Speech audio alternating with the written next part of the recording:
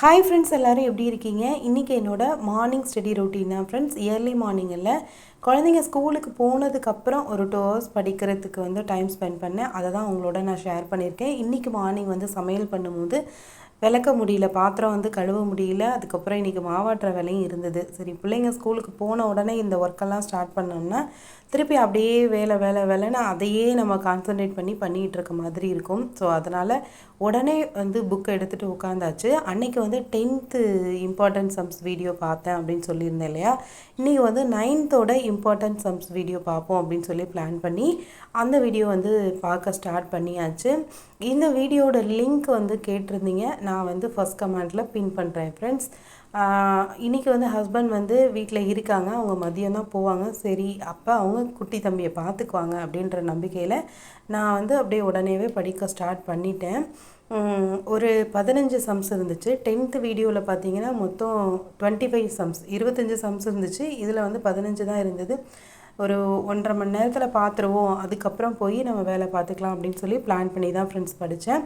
So அன்றைக்கி night study பண்ணும்போது நிறைய பேர் பண்ணாதீங்க, ஹெல்த் இஷ்யூஸ் வரும் அப்படின்னு சொன்னீங்க. அவங்க எல்லாத்துக்குமே ரொம்ப தேங்க்ஸ். நிறைய பேர் சப்போர்ட் பண்ணிங்க, அவங்க எல்லாருக்குமே ரொம்ப தேங்க்ஸ். ஹவுஸ் ஒய்ஃபாக இருக்கும்போது நமக்கு எல்லா நாளும் ஒரே மாதிரி இருக்காது. இப்போ நானே நைட் ஸ்டடி பண்ணுறேன் அப்படின்னா டெய்லியுமே என்னால் பண்ண முடியுமா அப்படின்னு கேட்டால் கொஷின் மார்க் தான்.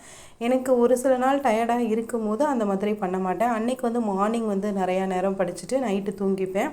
இப்படி தான் டைம் பேலன்ஸ் பண்ணுறேன். அதே மாதிரி சம்டைம்ஸ் 10 மணிக்குள்ளே எல்லா வேலையுமே கம்ப்ளீட் பண்ண முடியாது. அந்த நேரத்தில் பிள்ளைங்க ஸ்கூலுக்கு போனதுக்கப்புறம் திருப்பி வேலை செய்ய ஸ்டார்ட் பண்ண மாட்டேன். எவ்வளோ வேலைனாலும் அப்படியே போட்டுட்டு ஒரு 2 ஹவர்ஸ் 3 ஹவர்ஸ் தொடர்ந்து படித்து முடிச்சுட்டு அதுக்கப்புறம் லஞ்சு சாப்பிட்றதுக்கு எப்படியும் நம்ம ஒரு பிரேக் எடுத்துக்கோ இல்லையா? அந்த டைம் அந்த வேலையை பார்த்துட்டு அப்படியே லஞ்சு சாப்பிட்டுட்டு நம்ம டைம் பேலன்ஸ் பண்ணிக்கலாம் அப்படின்னு சொல்லி பிளான் பண்ணியிருந்தேன். இன்றைக்கும் அப்படி தான். மார்னிங் சமையல் பண்ணும்போது விளக்க முடியல, பாத்திரம் விளக்க முடியல.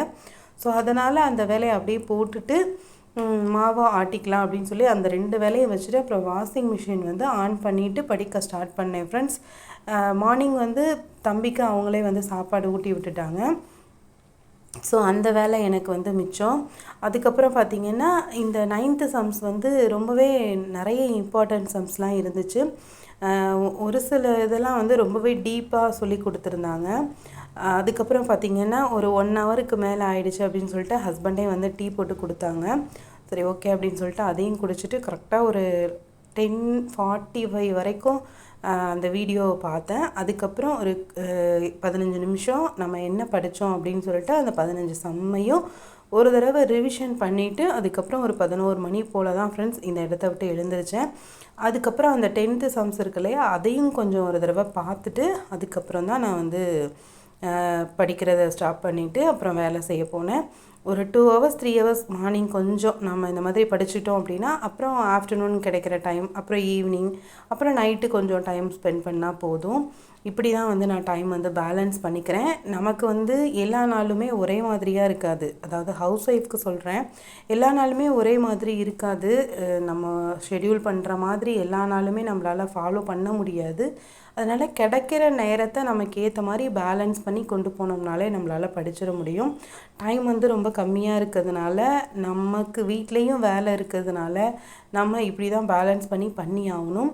ஸோ அந்த வீடியோ தான் ஃப்ரெண்ட்ஸ் இது உங்கள்கிட்ட, அதனால தான் நான் ஷேர் பண்ணியிருக்கேன். இந்த மேக்ஸ் வீடியோட லிங்க் நீங்கள் கேட்டிங்க, நான் கமெண்டில் பின் பண்ணுறேன். ஃபஸ்ட் கமெண்டில் கொஞ்சம் நல்லாவே சொல்லித்தராங்க. ரொம்ப நமக்கு பார்க்கும்போது டக்குன்னு அது அண்டர்ஸ்டாண்ட் ஆகிற மாதிரி இருக்குது. நிறைய ஷார்ட்கட்டும் ஆன்சர்லேருந்தே எப்படி ஆப்ஷன்ஸ்லேருந்தே எப்படி ஆன்சர் கொடுக்கறது, கண்டுபிடிக்கிறது அப்படின்ற மாதிரியும் சொல்லி கொடுத்துருக்காங்க. ஸோ இப்படி தான் இந்த மார்னிங் நான் படித்தேன்.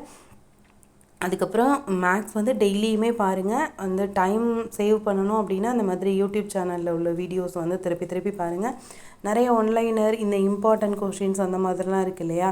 1 to 5th நிறைய பேர் இன்னும் படிக்கலை அப்படின்றீங்க. அதுக்குமே யூடியூப்பில் நிறைய வீடியோஸ் இருக்குது. 1 to 5th இம்பார்ட்டன்ட் கொஷின்ஸ்னு ஓவராலாகவேலாம் போட்டிருக்காங்க. ஸோ அந்த மாதிரி வீடியோஸ்லாம் பாருங்கள். ரொம்பவே யூஸ்ஃபுல்லாக இருக்கும். டைமும் சேவ் ஆகும். ஸோ நல்லா படிங்க ஃப்ரெண்ட்ஸ், ஆல் த பெஸ்ட். அதிக நேரம் படிங்க, நல்லா ரிவிஷன் பண்ணுங்கள் படித்த விஷயத்த. பாக்ஸ் கொஸ்டின், புக் பேக்கு இந்த மாதிரியான விஷயத்துக்கு ரொம்ப இம்பார்ட்டன்ஸ் கொடுங்க. சோஷியல் வந்து இந்த மாதிரி வீடியோ வந்து ஆல்ஃபா கோச்சிங் சென்டரில் போட்டிருக்காங்கன்னு சொன்னீங்க, அதை ஒரு சிஸ்டர் பார்த்தேன் சிஸ்டர், ரொம்ப ஹெல்ப்ஃபுல்லாக இருந்துச்சுன்னீங்க. Thank you sister. இந்த மாதிரி ஒன்லைனர் வீடியோ பார்த்தோம்னா நமக்கு டைமும் சேவ் ஆகும், நமக்கு படித்த அந்த ஒரு சாட்டிஸ்ஃபேக்ஷனும் இருக்கும். ஸோ அதனால தான் நான் வந்து அந்த வீடியோ பார்த்தேன் அப்படின்னு சொல்லி ஷேர் பண்ணியிருந்தேன். அதுக்கப்புறம் கடமை என்னை அழைத்து விட்டது. பார்த்திங்கன்னா மாவாட்டிட்டு இந்த பாத்திரம்லாம் கழுவிட்டு வாஷிங் மிஷின் ஆஃப் ஆனோடனே துணியை காய போடணும். நான் போய் வேலை பார்க்குறேன். பாய்.